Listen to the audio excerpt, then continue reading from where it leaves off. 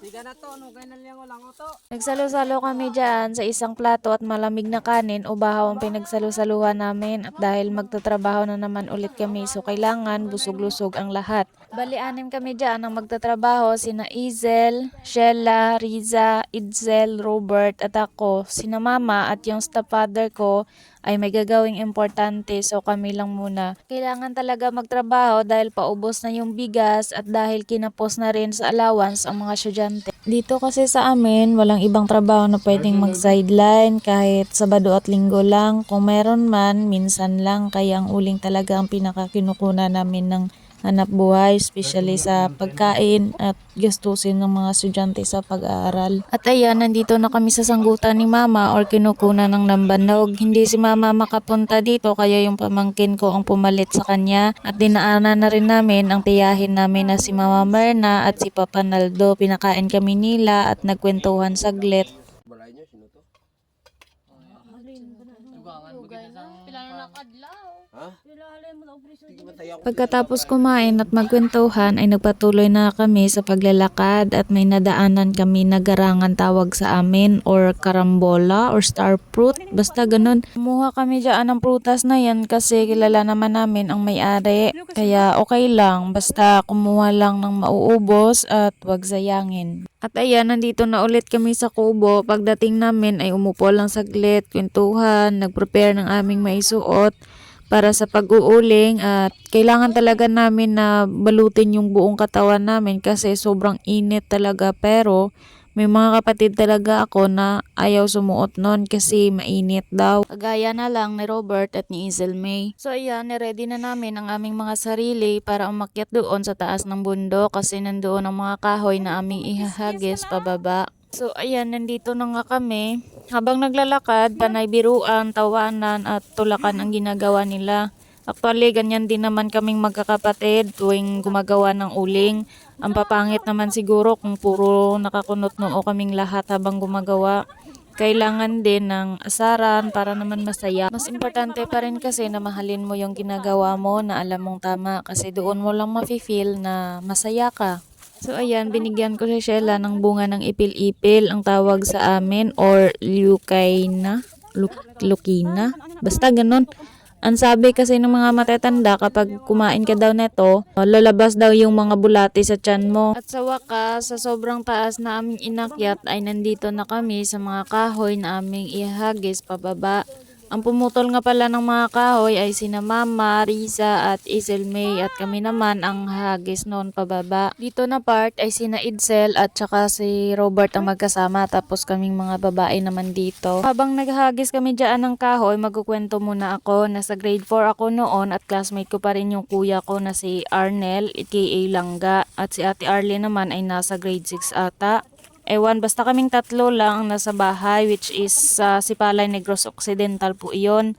Kasi si Mama ay nagbakasyon dito sa Guimaras kasama yung Manong Edgar namin, yung stepfather namin, pangalawang asawa ni Mama. Sa puntong iyon ay nintindihan naman namin si Mama kasi nga dito nakatira sa Guimaras si Manong Edgar or Papa Edgar. That time ay kaming tatlo lang ang naiwan kasi nga yung dalawa naming kapatid na babae ay may mga asawa na at yung isa naming kapatid na lalaki ay nasa Palawan.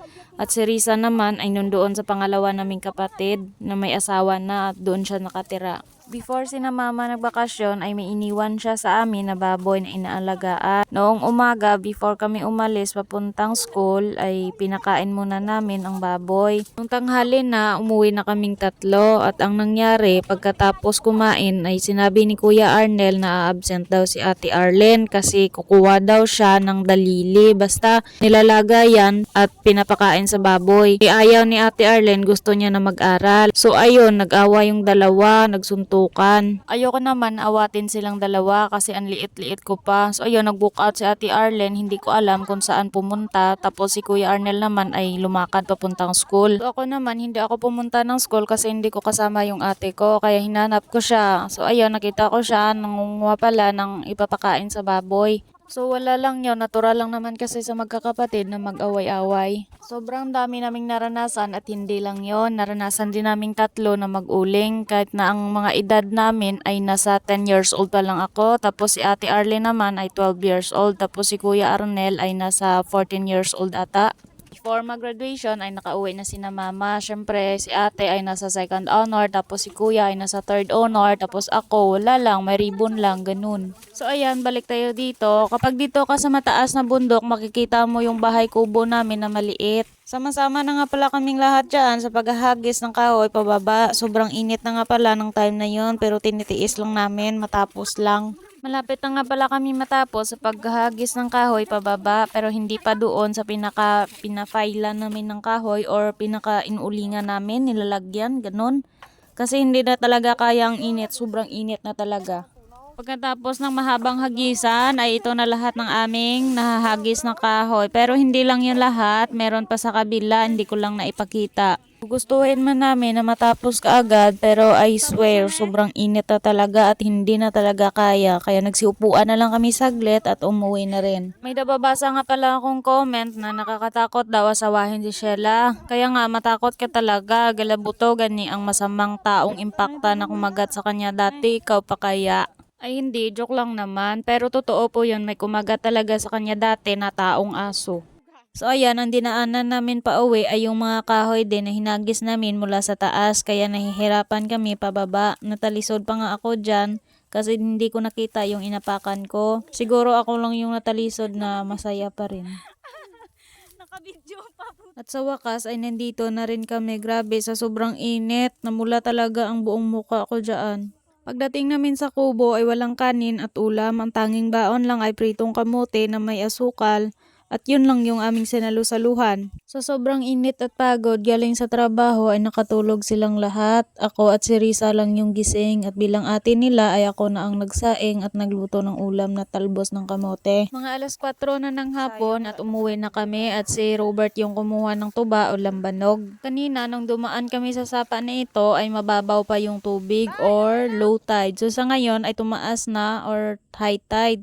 Taob naman ang tawag sa amin. At ayan, si Risa ay naligo na muna. Actually, meron namang daan na hindi kami mababasa kaso nga lang malayo. Pero hindi pa naman masyadong mataas ang tubig kaya carry pa to. Gusto ko nga palang sabihin sa inyo na totoo at aktual na trabaho po ang nasa videos namin. Sadyang binivideo lang namin para makapagbigay ng inspirasyon sa inyo. Kasi mas masarap pa rin mabuhay na totoo at ni minsan hindi po namin naisipan na ikahiya ang ganitong trabaho kasi dito kami nabubuhay at natuto. Sa part ng video na ito, kung nandito ka pa rin nanonood, paki-share and follow naman. Malaking tulong na po iyon para sa amin. Maraming salamat po sa inyong lahat at ingat po kayo palagi and God bless.